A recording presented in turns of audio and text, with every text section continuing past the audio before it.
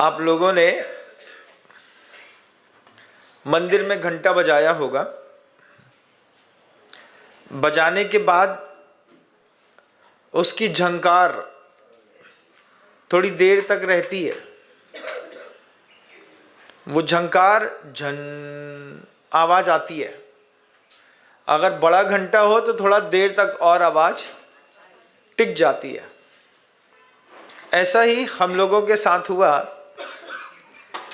2004 में आचार्य श्री जी से मुनि दीक्षा का सौभाग्य प्राप्त हुआ। बाहर से दीक्षा तो हो गई, कमरे में आकर के बैठे तो दिमाग में घर चल रहा था। सोच रहे थे पिताजी क्या सोच रहे होंगे, माँ क्या सोच रही होगी, उसके बाद परिवार वालों का क्या हो रहा होगा, है ना। 8-15 दिन गुजरे तो थोड़ा और सोचने लगे कि अरे आज तो मार्केट डे है, आज इतनी मेहनत करनी पड़ती थी, ऐसा करना पड़ता था। अपन यहाँ आ गए और वहाँ पर उन लोग अकेले मेहनत कर रहे होंगे। ये बात दिमाग में आई।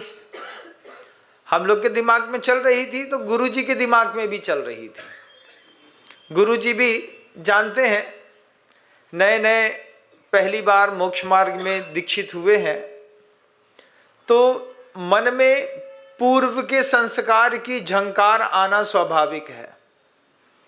वहां पर हम जा नहीं रहे हैं, लेकिन हमारा मन जा रहा है। आचार्य श्री जी इस बात को इतना अच्छे से समझ रहे थे कि इन लोगों का मन पूर्व के संस्कारों की झंकार से कहीं ना कहीं तो भावित हो रहा होगा। तो आचार्य श्री जी ने मोक्ष मार्ग के कुछ महत्वपूर्ण सूत्र दिए। सूत्र आप लोगों के लिए भी जरूरी है, क्योंकि संसार उसी चीज से चलता है।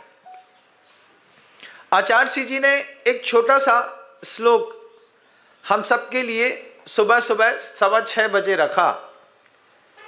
गुरुदेव कहते हैं आप लोगों को 8 दिन तो हो गया मुनि बने हुए। हमने कहा हाँ हो गया, खुद ही गिन रहे थे कि शनिवार को दीक्षा हुई थी, आज रविवार हो गया है। शनिवार से शनिवार और एक दिन और बढ़ गया तो रविवार, 8 दिन हो गया। संडे के दिन सुबह सुबह गुरुजी कहते हैं कि कैसा लग रहा है। अब कैसे बोले अंदर कैसा लग रहा है। अंदर तो झंकार, जहाँ पे 20, 22, 23 साल रहे हो, उसकी झंकार तो अंदर आना स्वाभाविक है। जब कभी भी प्रतिकूलता होती तो सोचते कि अरे वहाँ होता तो ऐसा हो रहा था। आचार्य जी हम सबका मनोभाव पढ़ रहे थे।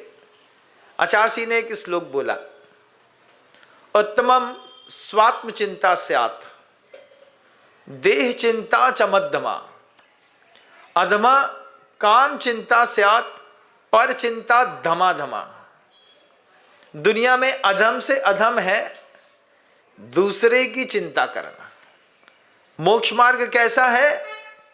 उत्तमम स्वात्म चिंता स्यात्, अपनी आत्मा की चिंता करो।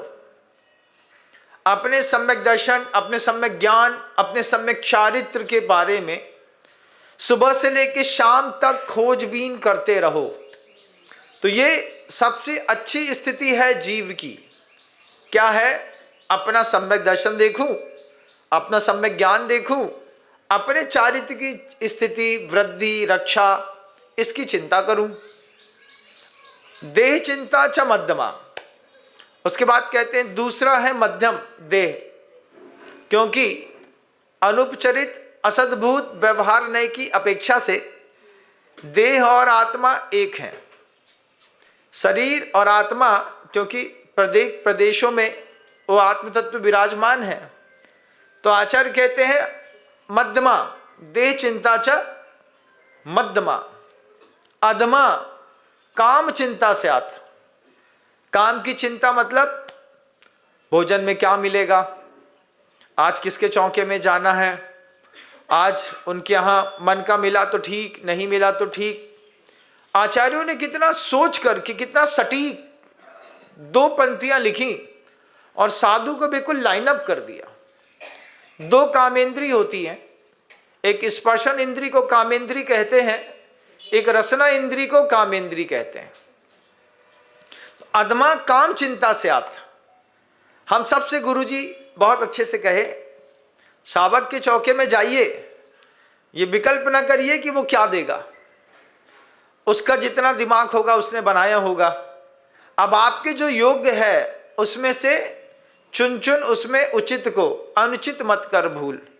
जो तुम्हारे काम का है तो ले लो, काम का नहीं है तो छोड़ दो, लेकिन भोजन की चिंता दिमाग में मत करो। मोक्ष मार्ग है, शावक का काम है, वो जो देगा तो देगा। तुम्हारी किस्मत तुम्हारे पुण्य में अच्छा होगा तो अच्छा मिलेगा, और नहीं होगा तो जो जैसा तुमने दिया होगा वैसा तुमको मिलेगा। तो अधमा काम चिंता से आत, भोजन की चिंता अधम है। अधम है मतलब अगर कोई साधु बार बार भोजन की ही बात कर रहा है, अरे कल तो तुम्हारे कटोरी में देख रहे थे लपसी पड़ी थी, हमको तो कुछ मिला ही नहीं, तुमने क्या खाया, अरे ठंडी रोटी खा के काम चलाया। अगर कोई संकलिष्ट कर रहा है, कई बार ऐसा होता है कि कुछ नहीं, अगल बगल सब अच्छा था, एक पापड़ बस इधर नहीं आया, बस हो गया। अब दिमाग में दिन भर पापड़ घूम रहा है, तुमने आज 12 8 10 पापड़ खा लिए, हम देख रहे थे तुमको, इसी में दिमाग खराब है मान लो किसी का। तो आचार्य जी बहुत सहजता में बोलते हैं, आचार्यों ने नीतियां लिखी हैं, इस नीति को अपना जीवन बनाइए। उत्तमम स्वात्म चिंता से अपने सम्यक दर्शन, अपने सम्यक ज्ञान, अपने सम्यक चारित्र की चिंता करो। जय जिनेंद्र, अगर आपको मेरी वीडियो अच्छी लगती है तो प्लीज़ मेरे चैनल को सब्सक्राइब करिए, लाइक करिए, शेयर करिए। इसी तरह से अपना प्यार मुझे देते रहिए।